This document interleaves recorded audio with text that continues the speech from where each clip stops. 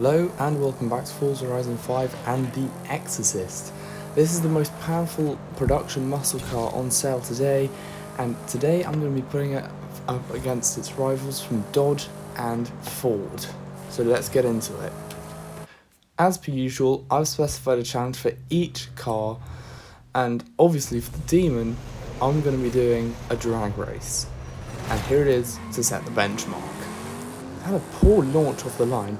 The problem with the Demon is it's really heavy, so what I did is I added a tiny bit of weight reduction, because from the factory this car is actually available with just one seat, which I find very, very weird. And across the line, let's see what it got. 19.9, not bad. Now time for the Exorcist, 1000 horsepower. Fairly decent launch. Oh, actually no, not a very good launch at all. But there it is, 1000 horsepower kicking in. Oh, it's storming ahead, this thing. It's rapid. Across the line. Oh, the Demon's been beat. And finally, the 760 horsepower Ford Shelby GT500. Now this car's got the least power of the three muscle cars, but it actually got the best launch. Look at that, it's really keeping up with the pack, and already it's passed. In fact, this is actually the only car that won the drag race. Here it goes across the line, and is it faster? No, oh, the Demon's second place, not bad. Now, being the most track focused of three, I felt it would be appropriate for the Ford GT500 to take on the track as its signature challenge. Now, I'm obviously doing the racetrack because it's, well, obviously a proper racetrack. And I think that this definitely handled the best. I mean, it definitely felt very planted. Unlike the Demon, for instance. It's pretty good through the corners, which is surprising, being a muscle car. I mean, obviously not through the tight spends, but through higher speed corners, it's actually not too bad. Now heading down to the final bend, well, the penultimate bend, through the speed zone and into the final straight towards the last corner. Now this was a very high speed corner. It ran a tiny bit wide, but it crossed the line very well in a respectable 1 minute 15.9. Now for the Demon. Now this car is more suited to going in a straight line, but let's see how well it can handle the track. Very smoky launch off the line. This thing is surprisingly not very good at accelerating. I could have built the new Demon 170, but that would have just been too unfair. I mean, that thing can do 0-60 in less than 2 seconds.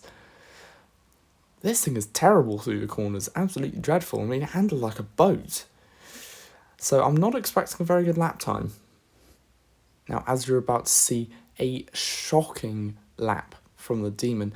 I mean, the Demon handles like an absolute pig. I mean, sure, it's got very good acceleration, very good in a straight line, but through the corners, absolutely dreadful, handles like a boat. Now, it actually crossed the line 6 seconds after the Ford, 1 minute 21. Now time for the Exorcist, the most powerful of the three, obviously, and actually it has a way better grip than the Demon. It was the fastest in the drag race, so let's see how well it copes here on the track. Now, it's really good through the corners. I have to say, it's fantastic. It handled really well. I mean, I think it might actually be a bit better than the Ford. In fact, I'd make that a lot better. Despite having more power, it was pretty good. I mean, there was a bit of oversteer there, but still, absolutely fantastic. It actually even scored the highest top speed in the speed zone, and it got to nearly 150 miles an hour before that next corner. It didn't even run wide. That's incredible. It also scored a 1 minute 13. Very respectable. Okay, now this is a drift challenge, so the demon's handling should come in very handy here. But let's see how well the 1000 horsepower Camaro is going to cope. Now I fitted all the cars with drift tyres, but it didn't really work. I mean, they're not very willing to slide, that's the problem, because they've all got very, very thick back tyres. I should have increased the tyre pressure. I apologise for not doing that. The Camaro is refusing to slide. I mean, I'm having to turn a lot. But I'm going to cut to the end, because this was a very long run. Now, this scored 108,000 points, a respectable benchmark, but not quite good enough. Let's see how well the Mustang handles it. Now, Mustangs are a very good drift platform, very popular, because they can be very cheap, they're very easy to modify, and they've got a very big aftermarket. So let's see how well this Mustang fares. Most powerful Mustang currently on sale, apart from the Code Red, which is a custom Mustang.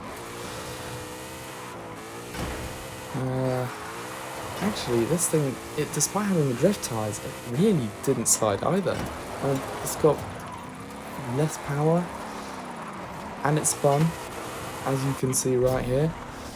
71,000 points. Yeah, this is last. This is definitely last. Now the Demon, as you can see, as you saw on the track, has absolutely horrendous handling. So I think it should fare very well here. Still having to turn quite a bit, but it's actually pulling in those points. That handling is coming into play.